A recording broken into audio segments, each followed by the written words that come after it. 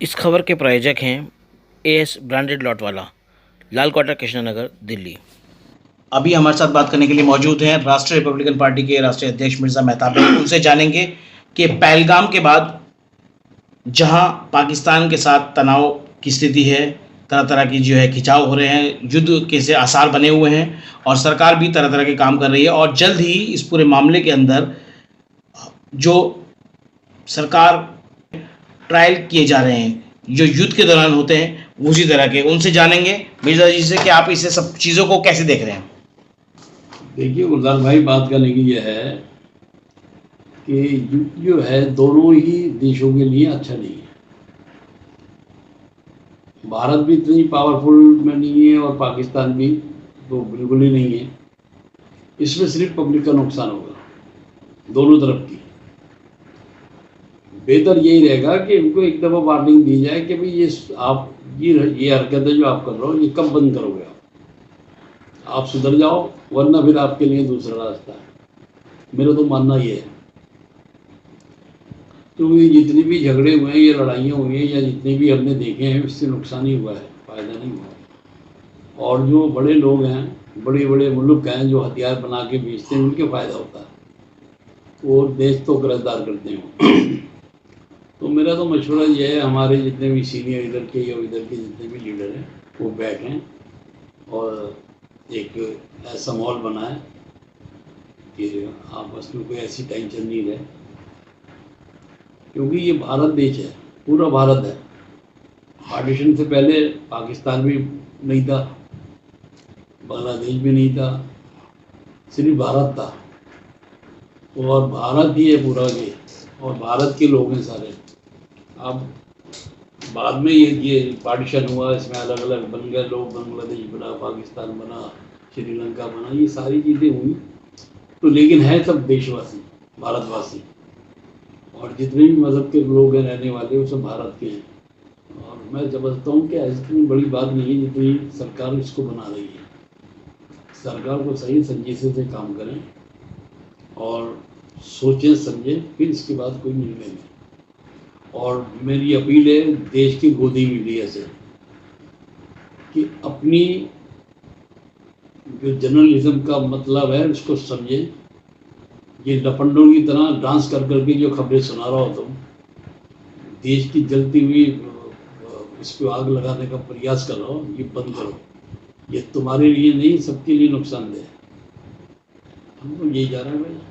मिर्जा जी, अभी इस तरह की जो माहौल बन रहे हैं उसके साइड इफेक्ट आने शुरू हो गए हैं। महंगाई बढ़ गई है, दूध पे रेट बढ़ गए हैं अचानक से, और इसके अलावा और बहुत सारी चीज़ों पे असर पड़ रहे हैं। तो आपको नहीं लगता कि ये सब चीज़ें जो है सरकार को मैनेज करना चाहिए? अब सारी चीज़ें बड़ा संजीदा टाइम है। सरकार चारों तरफ से फेल हो गई है। सरकार को महंगाई पे, एजुकेशन पे, बेरोजगारी पे बात उसने 11 साल में नहीं करी आज तक। ना कोई हॉस्पिटल बनाया, ना कोई स्कूल बनाया, कुछ नहीं करा। अब ले दे के ये उनको मौका मिला है कि अपनी जान बचाने का, कि पाकिस्तान से युद्ध करेंगे, ये पिछली सारी बातें भूल जाएंगे।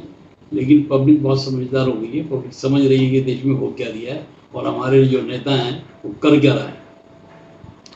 मिर्जा जी, पहले जो लड़ाइयाँ होती थी आमने सामने की होती थी, सेना की लड़ाइयाँ होती थी। अब का जो माहौल है वो एडवांस हो गया है, बड़े बड़े इक्विपमेंट हो गए हैं, बड़े बड़े लोगों के पास जो हथियार हैं। ऐसी कंडीशन में आपको नहीं लगता कि इसका सबसे ज़्यादा खामियाजा, सबसे ज़्यादा जो है आम आवाम को भुगतना पड़ेगा? तो कह रहा हूँ, पब्लिक को महंगाई बढ़ जाएगी, और महंगाई बढ़ेगी, दवाइयों के पैसे बढ़ जाएंगे, हॉस्पिटलों में जगह नहीं रहेगी। अब पहले हम मिलिट्री को देखेंगे या अपने और लोगों को देखेंगे? तो ये सारी चीज़ें होंगी।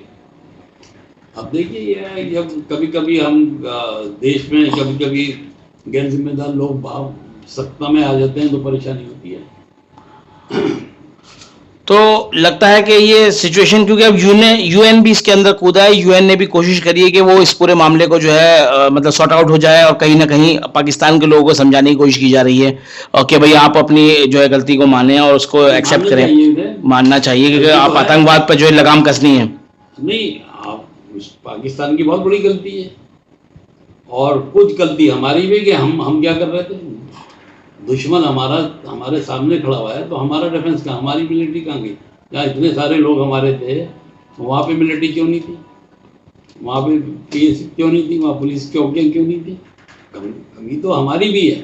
देखिए, दुश्मन आप पे जब भी हमला करेगा या वो हमारी कमजोरी देखेगा, और उसने हमारी कमजोरी देखी, उसका फायदा उठाएगा।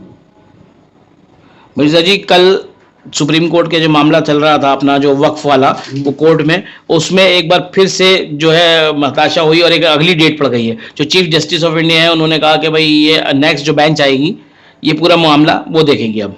अरे गुलजार भाई, एक बात बताइए मुझे कि सुप्रीम कोर्ट ने उनको जवाब देने का टाइम दिया, अब 1300 पेजों की उसने दरखास्त दे दी, तो 1300 पेज पढ़ने में टाइम तो लगेगा, या आप 2 पेज पढ़ के ऑर्डर कर देगा?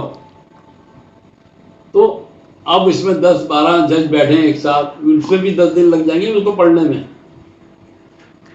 तो ये तो अब इसमें टाइम तो लगेगी। लेकिन कहीं ना कहीं जुडिशरी से, न्यायालय से हमें उम्मीद है कि इसमें जो है हक का फैसला होगा।